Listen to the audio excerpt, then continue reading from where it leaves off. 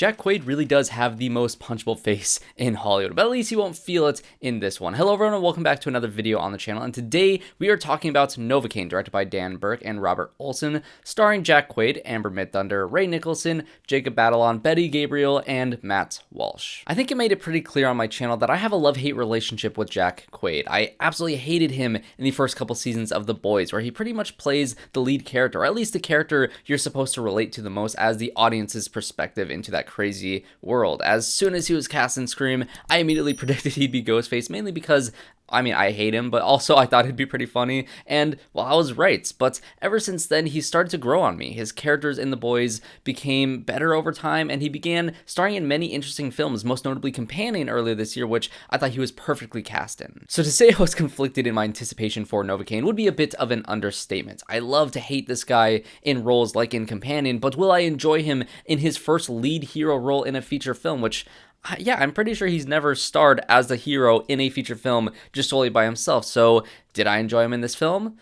Yeah, actually. And of course, I will be getting into spoilers for Novocaine, so if you haven't had a chance to check it out in theaters during the early access screening last week or so far this weekend, go check it out and let's get into the movie. So what is Novocaine about? Well, we follow Jack Quaid as Nate, who has this condition that makes it so he can't feel any pain, which led to him getting the childhood nickname Novocaine. It is you! I thought you'd be dead by now. Well, I'm not. It's fucking Novocaine! And he's not fucking dead! He surprisingly has to live a sheltered life because of the dangers of this condition, which was a real surprise to me. If you were to give me this basic premise, I kind of assumed that he would essentially be invincible by the film's rules, but that is very much not the case in this film. If he steps on a nail and begins to bleed out, he won't realize until he becomes lightheaded and passes out from the blood loss. He could be simply sitting around and bleed out without knowing because of the lack of feeling the injury. He has to be very careful even eating food, because if he bites off his tongue, he would begin bleeding and might not even realize. Although I'm pretty sure he'd taste the blood and realize it that way, but hey, since he was so prized at the taste of pie in the beginning of this film,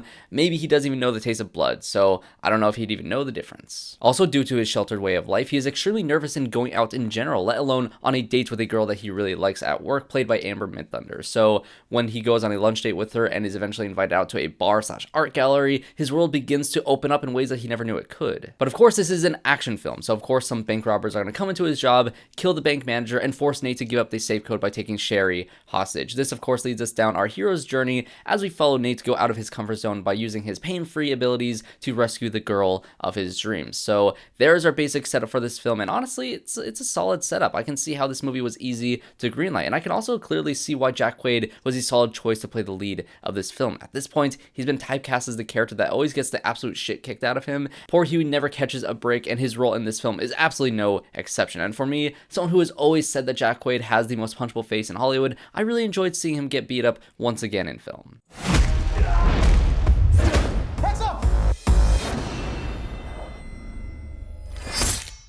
Sorry. It's fine.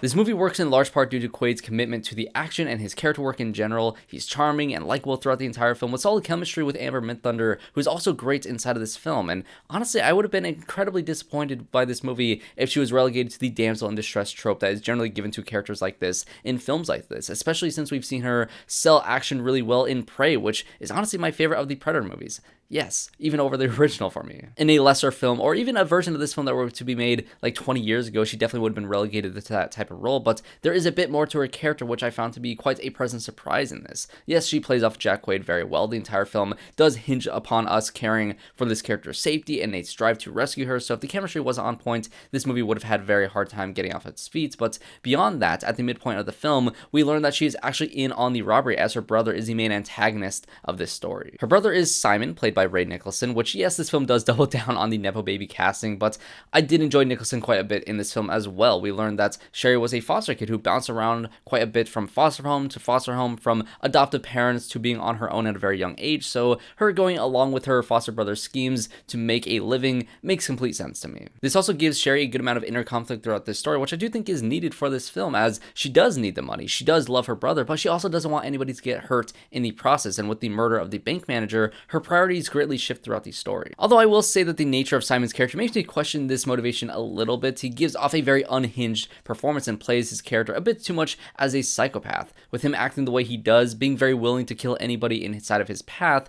you'd think Sherry wouldn't be disgusted or in the very least surprised by his violent actions he takes throughout this film, but it's a small enough issue that I can move past it. The dynamic between these two is fun, and it was great to see her loyalty shift as soon as she realizes that this guy she's known for a very short amount of time in Nate is willing to go through so much trauma and pain in order to save her. But getting back to Nate and his crusade to rescue Sherry, let's talk about the action and directing inside of this film. Berk and Olsen previously directed a film called Villains with Bill Skarsgård and Micah Monroe, which I would very much recommend. Similar to this film, it makes the absolute most out of a very simple premise with solid direction, fun action, and absolutely great performances to put it over your average mid-tier film. Again, watching Jack Quaid get the shit kicked out of him is always fun for me to see, but I did enjoy rooting for this character as he quickly gets in over his head with this mission of his. The first car chase, which led to an improvised fight in a kitchen, was a great first action sequence to kick off this film. You see a lot of this fight inside of the first trailer, but it was still fun and effective to see him creatively use his abilities to fight with either burning pans or even pulling a gun out of boiling oil. But by far my favorite fight was easily the one against the giant tattoo artist and also the Nazi. It made it very easy to root against that guy, but also it lives up to the promise of seeing Jack Quaid as an underdog going up against somebody that should easily be able to beat him in a fight. Using the glass shards in his knuckles was definitely one of those moments that made you cringe in your seat, feeling the secondhand pain for both the characters in this moment, which does happen a lot inside of this movie. I also really enjoy the scene where Nate goes into the demented Home Alone type house with traps set around every single corner. He takes a mace to the back, an arrow through his leg, and eventually he gets tied upside down, but of course he does not feel a thing. The torture scene was also extremely funny as he's trying to stall for time in order to be rescued by Jacob Batalon, who is also typecast in this movie as the guy in the chair, which is always great to see. I always love to see him pop up in random films like this. Oh, no, stop it. Ah, wow, that hurt. That one hurt the most. And the finale was also extremely satisfying, seeing Sherry go up against her own brother to save Nate after he just saved her. I love all that stuff, and there's also a lot of really creative ways that he again uses his painless ability to go on against the villain, and a lot of secondhand pain that you feel for this character. When he breaks his arm and his bone is sticking out of his skin, it is incredibly hard to watch, but him using his bone to kill Simon in that moment was absolutely brutal and gruesome and gory, and I loved every second of that. Again, seeing Amber Midthunder also in these action sequences at the end of the film is always great to see. I kind of wish that she was a bit more involved in some of the fighting, but the real reason you watch this movie is to see the creativity in the fights with Nate and his fun abilities, so I understand why she's kind of more so in the backseat, but is still involved a little bit in the end, where we're still majorly focusing on Jack Quaid and the fun nature of his abilities. There are also two cop characters in this film who have the classic banter you'd expect two cops to have in a film like this. Bad week to quit drinking. You quit drinking? No. I just mean it would be. Hard Eyes also had a similar dynamic recently, but honestly, I'd compare this more so to Capano and Harrington in Common Side Effects, which, if you've never heard of this show, please go watch it. It is a 10 out of 10 show, one of the best new shows on TV, and any excuse that I can have to talk about this show, I will take it. Apparently, at some point, he analyzed barcodes in the New Hampshire lottery, figured out which ones were winners, and won $11 million. He was investigated, but apparently it was totally legal.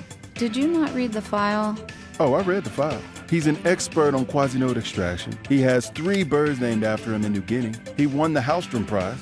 Correction. He was runner-up for the Hallstrom Prize. So overall, this movie was solid. It isn't chock full of surprises and unexpected moments. It honestly doesn't go above and beyond what you'd expect to see from the trailers for this film. It has a very basic structure. The characters and arcs you see in this movie are ones that you've seen before, and there are plenty of tropes of the action genre within this movie, but if it's all done well, I don't really mind those things too much. And with Novocaine, I think the creativity in the action scenes along with the solid cast makes this a worthwhile watch at the theater. But those are just going to be my thoughts on Novocaine. I'm very curious to hear your thoughts in the comment section down below. Did you enjoy your time at the theater, or is this more of a stream it later kind of film for you? I can see that being the argument, but I still had fun seeing it on the big screen. And as always, if you enjoyed this video, make sure you leave a like and subscribe to the channel to see more reviews just like this. I just reviewed Mickey 17, which I really did enjoy, and if you're looking for something with more originality, that's a great choice for you, along with reviews for Daredevil Born Again, which I'm very excited to keep talking about that show on the channel here. I love the original Daredevil series. I'm so glad that it's back, and I'll hopefully have mostly weekly reviews out for that series as well. But that'll be it for me, and I hope to see you all in my next one.